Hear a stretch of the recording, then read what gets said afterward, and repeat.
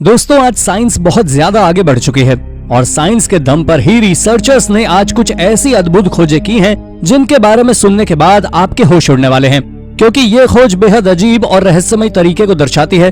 जब रिसर्चर्स के हाथ इन खोजों की जानकारी लगी थी तब एक पल के लिए तो वो भी चौंक उठे थे, लेकिन इसके बाद वो सभी इसके रहस्य को सुलझाने में लग गए। तो चलिए, क्योंकि इस वीडियो में हम आपको हाल ही में कुछ हुई हैरत अंगेज खोजों के बारे में बताने वाले हैं जिनके बारे में जानकर आप भी दंग रह जाएंगे। चलिए शुरू करते हैं इस वीडियो को। Number 10, endangered birds are giving virgin birth. दोस्तों, फीमेल कैलिफोर्नियन कॉन्डोर को संतान पैदा करने के लिए पुरुषों की जरूरत नहीं होती है। ये पक्षी एक लुप्तप्राय प्रजातियों में से एक है। दशकों से वैज्ञानिक कैलिफोर्निया कॉन्डोर को विलुप्त होने के कगार से वापस लाने की कोशिश कर रहे हैं।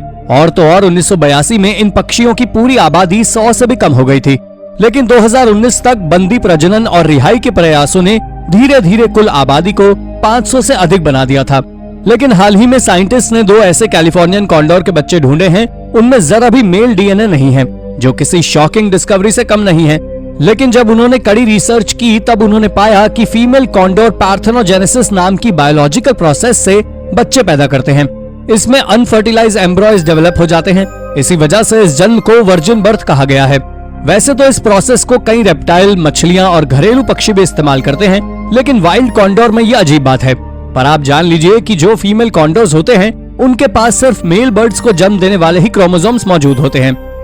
Number 9, new human ancestor. आज से करीब 5 लाख साल पहले पृथ्वी पर होमिनिड नाम की प्रजाति रहती थी। ये अफ्रीका में रहा करती थी। ये मानव के विकसित होते हुए रूपों में से एक है। ये अभी हाल ही में हुई एक रिसर्च में पता चला है, जब साइंटिस्ट के हाथ एक स्कल लगा जिसका स्ट्रक्चर कुछ इस तरह था, जिसे आप अपनी स्क्रीन पर देख सकते हैं। ये स्कल ह्यूमन स्कल से काफी ज्यादा अलग है। इन्हें आप मॉडर्न ह्यूमंस के पूर्वज भी कह सकते हैं। ये मिडिल प्लाइस्टोसीन के समय रहा करते थे। ये अब तक की सबसे वियर्ड खोजों में से एक है। Number 8, ancient masks painted with human blood. दोस्तों, साल 1990 में आर्कियोलॉजिस्ट ने पेरू की एक एंशिएंट टूम से करीब 1000 साल पुराना एक गोल्ड मास्क खोजा था, जो एक स्केलेटन के फेस पर लगा हुआ था, जो कि एक मिडिल एज के किसी इंसान का था। ये साइकन कल्चर से बिलोंग करता था, लेकिन जो उसका वो स्केलेटन और मास्क था वो ब्राइट रेड कलर से पेंटेड था, जो टूम के अंदर बॉडी से अलग रखा हुआ था। उस टूम में 4 और लोगों के स्केलेटन भी मौजूद थे, जिसमें से 2 तो बिल्कुल जवान औरतों के ही थे। पर चौंकाने वाली बात तो ये है कि जिस रेड पिगमेंट से वो मास्क और स्केलेटन पेंटेड था, उसमें हर तरह के प्रोटीन मौजूद थे, जो कि ह्यूमन ब्लड में होते हैं। पहले रिसर्चर्स इसे सिनाबार समझते रहे, लेकिन मॉडर्न रिसर्च ने इसे प्रूव कर दिया कि ये रेड पिगमेंट ह्यूमन ब्लड ही है।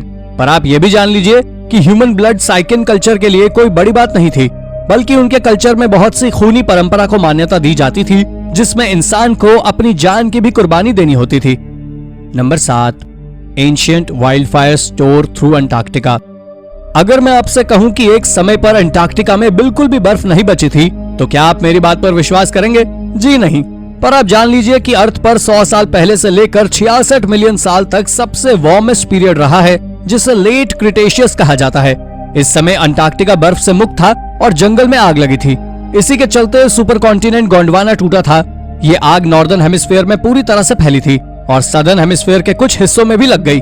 ऐसा हाल ही में हुई एक स्टडी में पता चला है, जब साइंटिस्ट के हाथ अंटार्कटिका में एक पेड़ के फॉसिल्स लगे थे, जो कि कोयले के तरह का कोई सब्सटेंस था।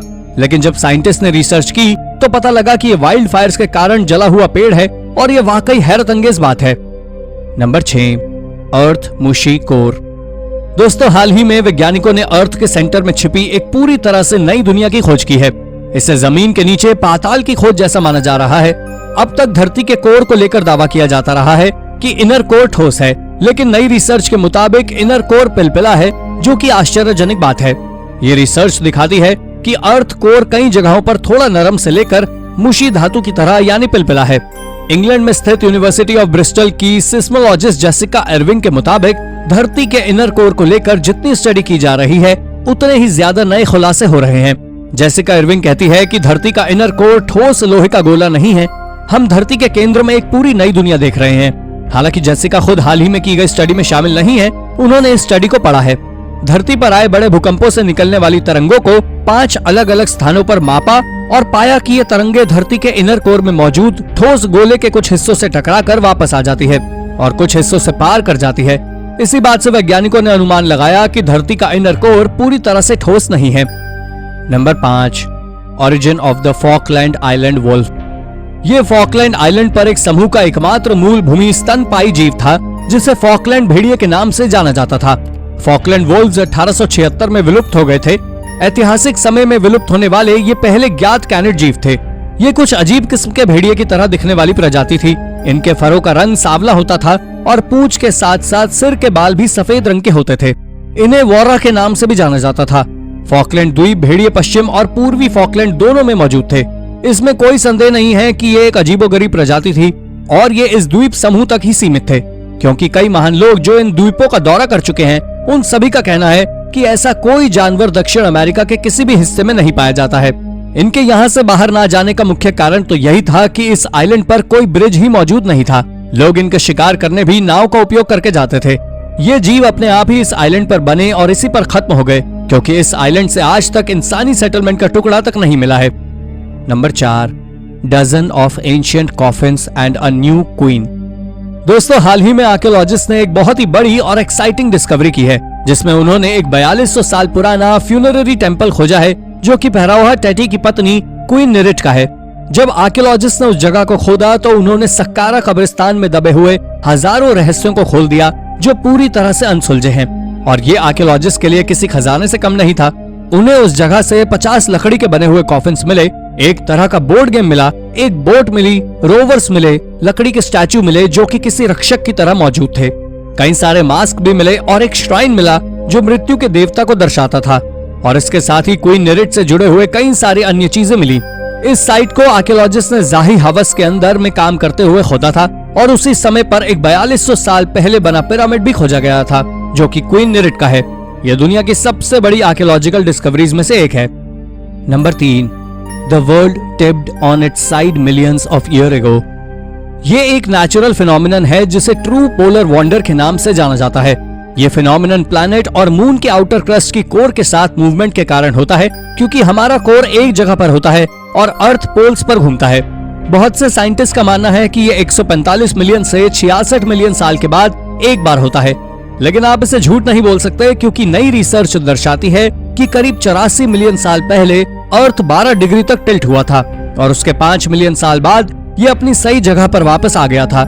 ये एक नेचुरल प्रोसेस है जिसका किसी पर कोई प्रभाव नहीं पड़ता है। Number 2, lost extinction. दोस्तों, आज से 34 मिलियन साल पहले अर्थ में एक बहुत बड़ा चेंज हुआ था जब अर्थ का टेम्परेचर कम हुआ था, जिसके चलते सी लेवल्स और ग्लोबल वार्मिंग काफी हद तक कम हो गई थी, जिसके चलते यूरोप और एशिया के 2/3 जानवर मर गए थे। लेकिन अफ्रीका में ऐसा कुछ नहीं हुआ था। पर ऐसा क्यों? तो आपको बता दें कि साइंटिस्ट ने इस पर रिसर्च की, तब उन्हें पता चला कि इक्वेटर पर क्लाइमेट के बदलने का कुछ ज्यादा इफेक्ट नहीं हुआ था। लेकिन मॉडर्न रिसर्च में अफ्रीका में 5 जानवरों के फॉसिल्स मिले हैं जो मिलियंस ईयर पहले के हैं। उस समय के जानवर भी आज के समय के जानवरों की तरह ही होते थे, बस थोड़ा बहुत अंतर होता था, लेकिन आकार में बहुत विशाल होते थे। Number 1, pre historic burial.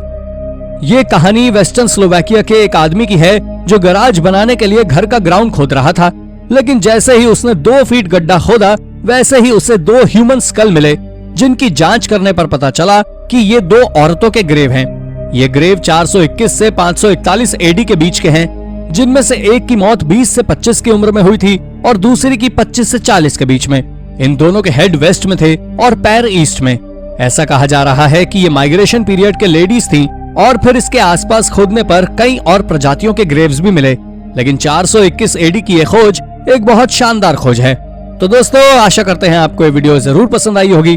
अगर वीडियो पसंद आई हो तो वीडियो को लाइक और चैनल को सब्सक्राइब जरूर कर लें। धन्यवाद।